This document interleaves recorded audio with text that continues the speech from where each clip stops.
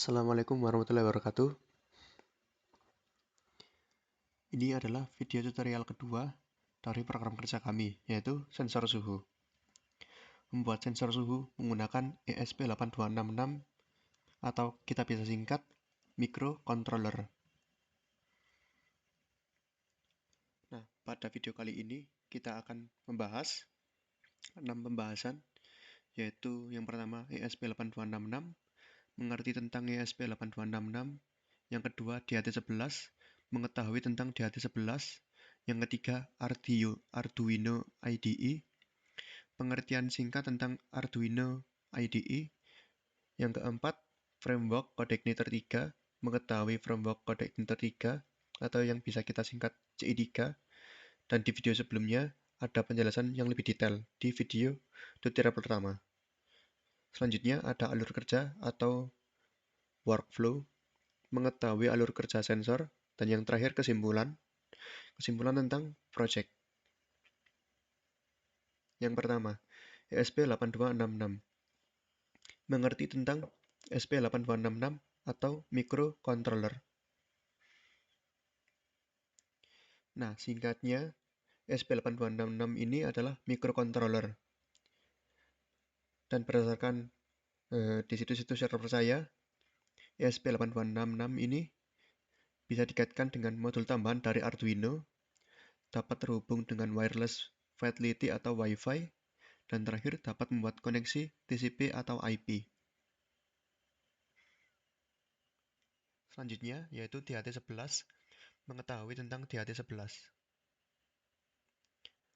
Nah, DHT11 ini adalah sensor digital yang dapat mengukur suhu dan kelembapan udara di sekitarnya, serta tingkat stabilitas yang sangat baik, fitur kalibrasi yang sangat akurat.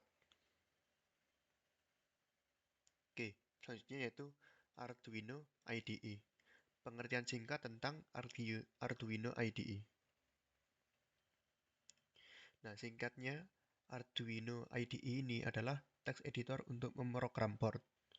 Nah, sesuai dengan namanya IDE yaitu bisa kita artikan yaitu paket lengkap untuk memprogram semacam jenis board yaitu Arduino, ESP8266, Raspberry, dan lain sebagainya.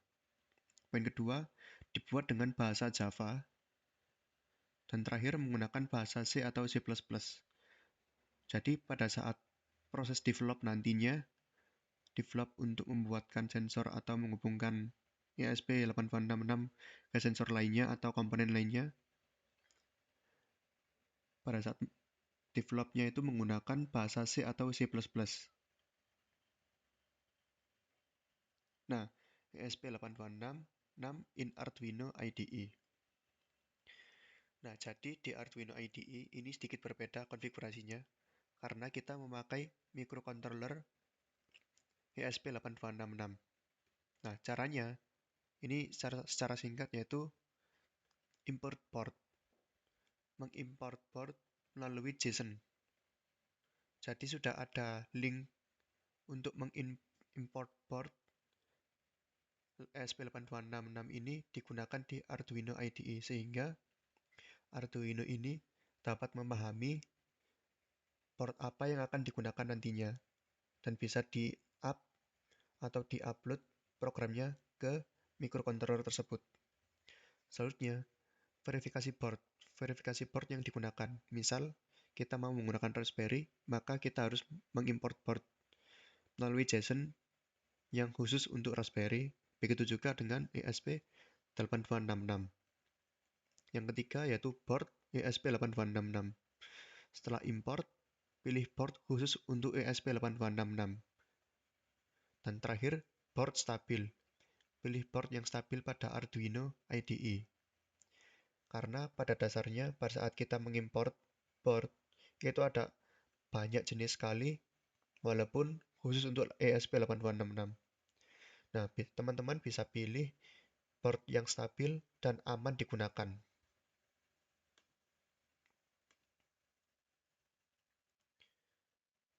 Di pembahasan selanjutnya, yaitu framework Codeigniter 3, mengetahui framework Codeigniter 3 atau bisa kita sebut CI3.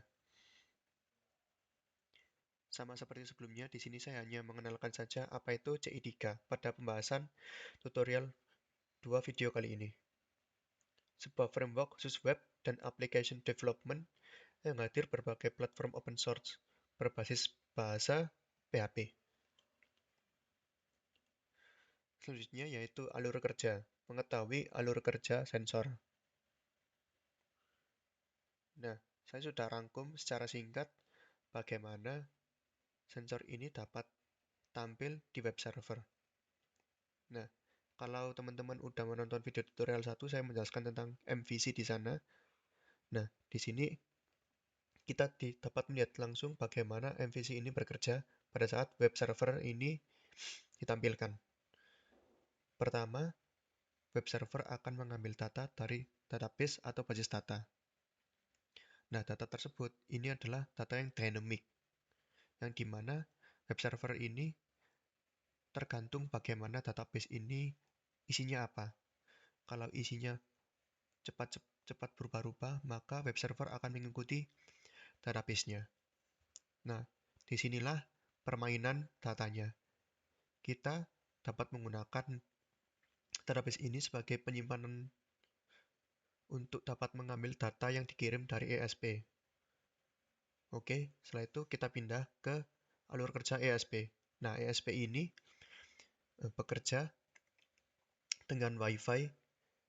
Karena bekerja dengan WiFi, maka membutuhkan modul atau library untuk menghubungkan dengan WiFi. Nah, modul yang digunakan yaitu WiFi, sensor, setelah itu server atau HTTP. Sehingga kita bisa berkomunikasi dengan WiFi atau wireless fidelity, sensor DHT11, dan terakhir HTTP yang dapat menerima request dan respon. Nah, alurnya adalah ESP ini harus terhubung dengan internet, karena nanti akan berhubungan dengan HTTP, yaitu request dan respon. Nah, setelah dihubungkan, maka ESP ini bisa berkomunikasi dengan HTTP. Selanjutnya, kita akan menghubungkan DHT11 dengan ESP.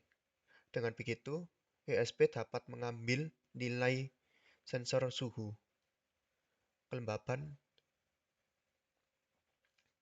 dan head. Head ini gabungannya dari suhu dan kelembaban biasanya. Nah, setelah dia mendapatkan data dari DHT11, data ini akan dikirimkan melalui request dan respon atau HTTP. Nah, HTTP ini langsung mengarah ke web server, yang dimana web server ini akan menerima request-nya dari ESP dan mengirimkannya ke database. Dan nilainya ini nanti diambil dari database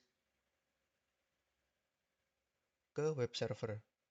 Jadi, data ini akan disubmit ke database melalui HTTP. Nah, database ini nanti diambil oleh web server nilainya. Jadi, setiap misal 1 detik sekali, ESP ini mengupdate nilainya dari DHT11. Nilai yang didapatkan dari sensor DHT11. Setelah itu dikirimkan ke web server. Nah, web server ini memiliki fungsi yang dapat submit ke database, dan nilai yang disubmit tadi diambil lagi oleh web server.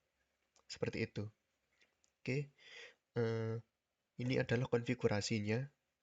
Singkat saja.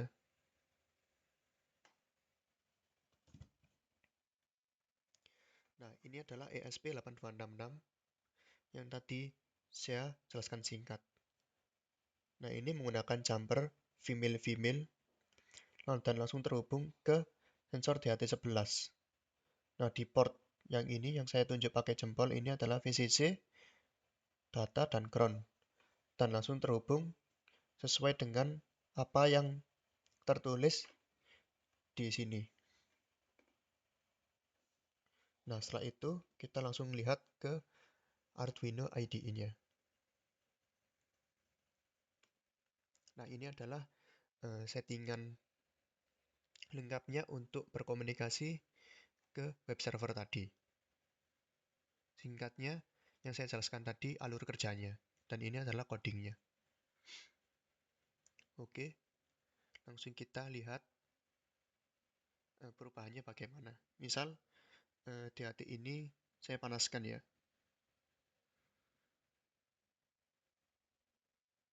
Nah, dia akan berubah sesuai dengan sensor suhu yang diambil. Seperti itu. Dan lihatnya bisa di sini.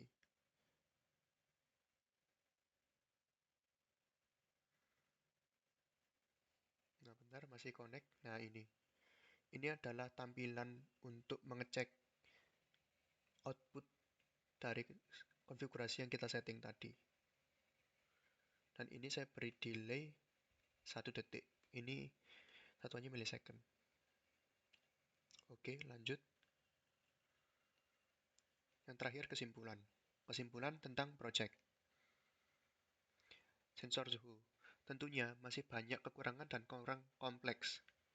Untuk project sendiri mampu mengkombinasikan microcontroller dan web server. Dan tentunya ini adalah awal dari development sensor suhu yang langsung diupload ke web server. Banyak sekali kekurangan dalam pengembangan ini, tentunya dalam prototype dan kompleksitas codingan. Tetapi ini adalah awal dari development sensor suhu yang langsung terhubung ke web server. Oke, sekian terima kasih. Jangan lupa hubungi akun Instagram kami dan email kami. Wassalamualaikum warahmatullahi wabarakatuh.